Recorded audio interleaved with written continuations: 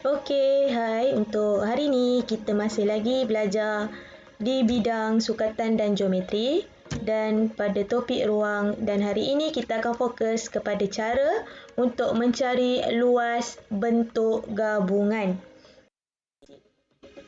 Cikgu kongsikan objektif kita pada hari ini. Objektifnya ialah cikgu nak semua orang, semua murid dapat menentukan luas gabungan dua bentuk poligon dengan betul.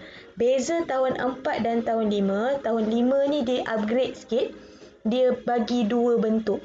Kalau tahun 4 kita belajar satu bentuk saja. Maksudnya dia single, dia tak gabungkan. Okey?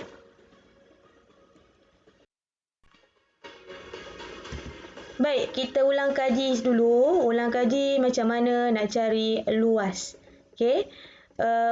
Pada tahun 4 kita dah belajar dah. Ini bentuk segi empat sama dan juga bentuk segi empat tepat. Okey. Formula untuk mencari luas segi empat sama ataupun segi empat tepat ni dia sama saja. Iaitu dia panjang. Okey, garisan panjang cikgu dah tunjuk dah tu.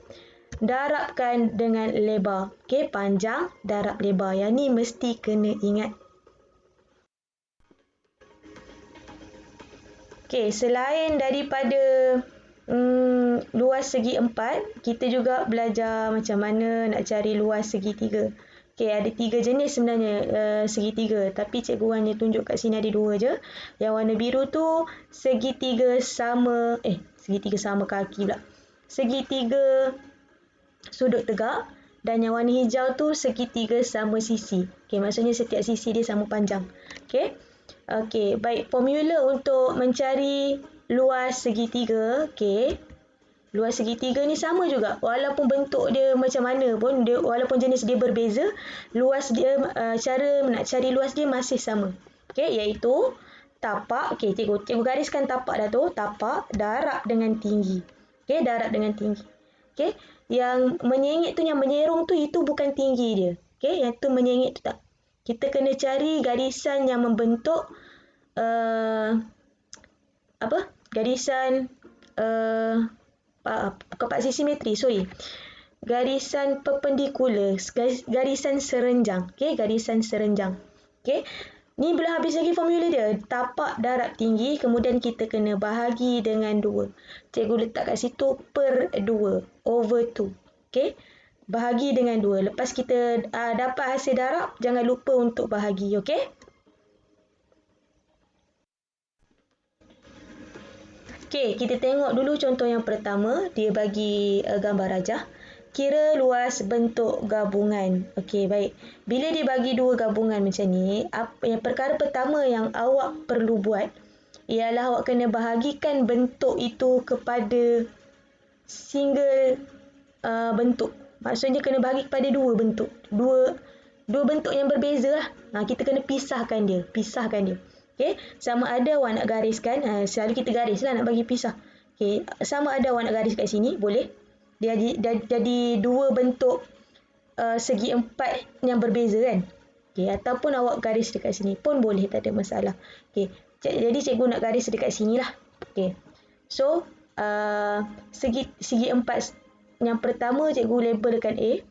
Segi empat yang kedua cikgu labelkan B. Okey, yang A ni lebih besar daripada B lah. Okey, so kita cari dulu luas segi empat A. Okey, tengok luas A sama dengan panjang darab lebar. Mana panjang, mana lebar? Okey, yang ini panjang 8 dengan 5. Jadi kita buatlah 8 cm darab dengan 5 cm sama dengan 40 cm persegi. Habis luas A. Dah settle luas A. Okey, seterusnya kita nak cari luas B. Luas B pula, kita tengok panjang darab lebar juga sebab dia masih lagi segi 4.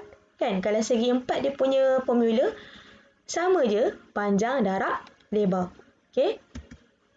Panjang dia 3 cm dan lebar dia kita tak tahu, tapi dekat situ yang cikgu gariskan warna merah tu, kita tengok, cari dia punya garisan selari. Yang selari dengan dia 8 cm dengan 5 cm. Jadi bermaksud yang warna merah tu 8 cm tolak 5 cm sama dengan 3 cm.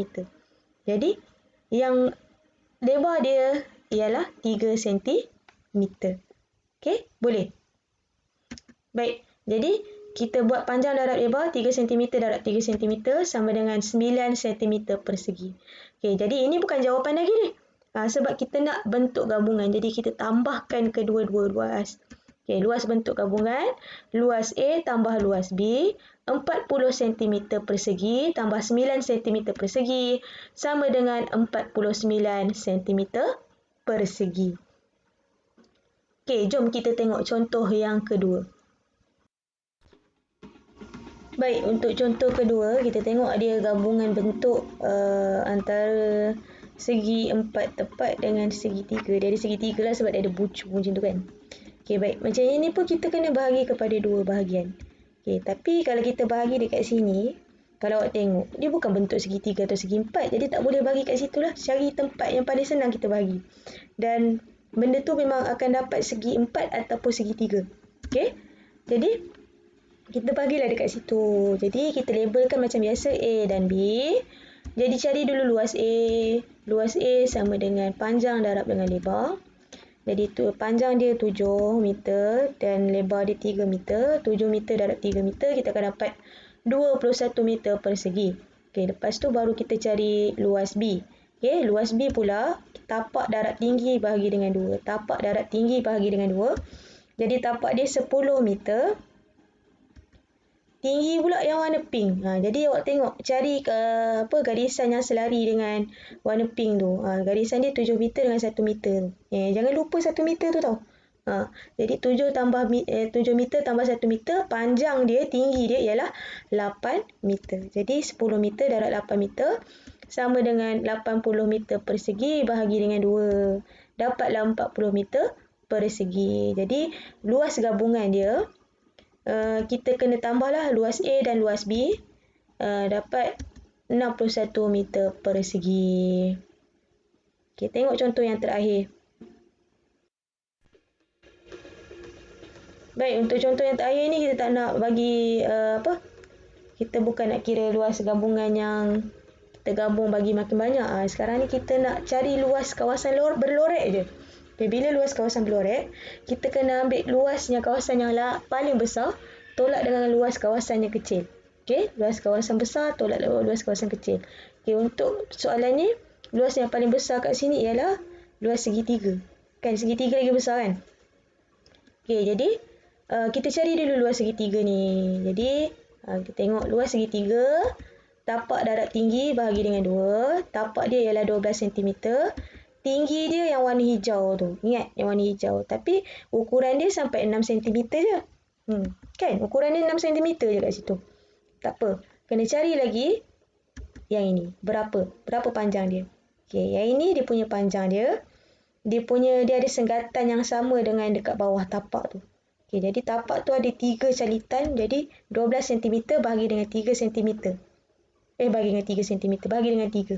Dapat 4 cm. Maksudnya panjang satu calitan itu ialah 4 cm.